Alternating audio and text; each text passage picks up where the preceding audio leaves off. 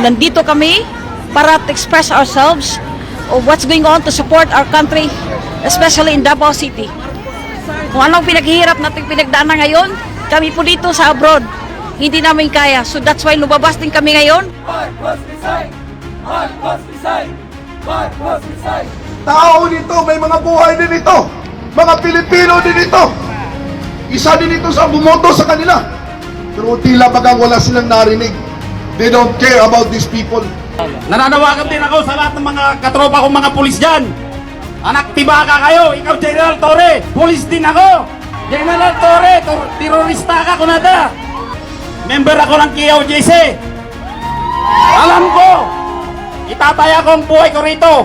Dadaan ka sa aking bangkay, hindi mo mahuhuli si Pastor. Kung gusto makita si Pastor, o kasan? Andito sa puso namin.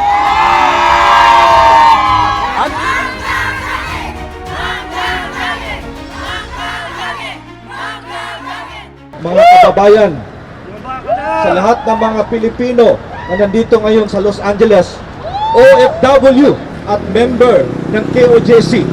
Isa po ako sa nakampanya kay Marcos. Sad to say, masakit sa kalooban ko na napapanood ko ang mga kapatid. Hindi po ako kasama ng KOJC. Pero tao po ako. Naniniwala sa Panginoon. Naniniwala sa pinaglalaban ng mga KOJC.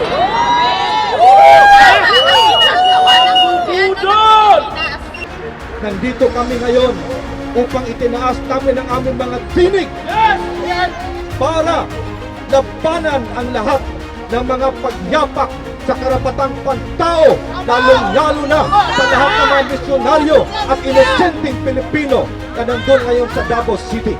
Puro korupsyon! Nagmamahal ang mga bigas! Mahal ang lahat ng mga bilis sa palengke! Bakit nyo po binaboy at dinuduraan ang Kingdom of Jesus Christ? Naninigarilyo ba po kayo? Tulisan! Tulisan! Tulisan! Kababayang mga militar at mga kababayang mga nasa pulis, kailangan natin suportahan ang katotohanan at huwag magiging sunod-sunuran sa isang bangag na presidente, dahil alam naman natin, para patunayan niya na hindi siya bangag, hinihikayat namin na magpa-follicle drug test ang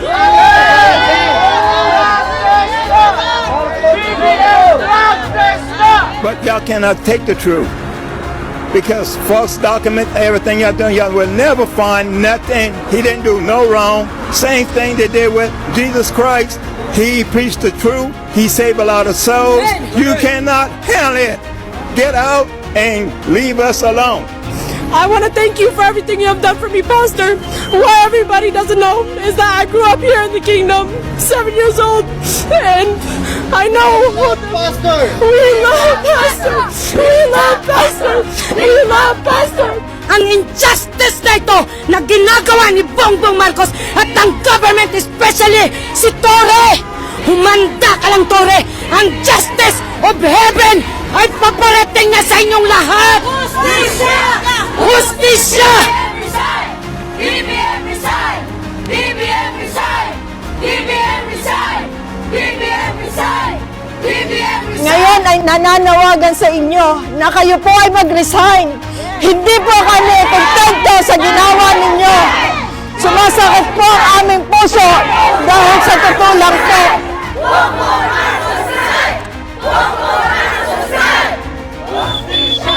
Hustisya! You don't have no respect because Pastor Apollo C. Kibuloy and Duterte help you out to become the president. In reality, you don't have no feelings, no love, and you're just worse as you can be. I thought your dad was the bad one, but you are the worst one. So if I were you, as a military myself, I would say, step down now before it's too late. You don't want the people power gonna attack. Yes! Father is the author of martial law. Ngayon, martial law is happening again in the Philippines. Kami po ay nagkakaisa upang manawagan sa lahat na kailangan hindi ito magpapatuloy itong ginagawa nila. Kasi sobra na, tama na. General Torre, we are requesting you po to leave the premises of KOGC right now. You have to leave. And the battalions of policemen, you have to leave. You have to respect the constitutional rights of people. Marcos Jr. resign! Marcos Jr. resign! Justisya! Justisya! Marcos Jr. resign! Marcos Jr. resign! Marcos Jr. To Bongbong Marcos and all his corrupt officials sa bawat syudad na may Pilipino dito sa USA na tayo ay tumindig at mag-people power na! Paalisin sa pwesto! Paalisin sa pwesto si Bongbong Marcos! Sa pinakahuling laban na ito, ang kabutihan ang mananaig. Walang forever! Mabuhay ang Pilipinas! Pastor, mahal ka namin, huwag kang mag-alala. Ipaglalaban ka namin kahit buhay pa namin ng kapalit. Maraming salamat po! Mabuhay ang Pilipinas!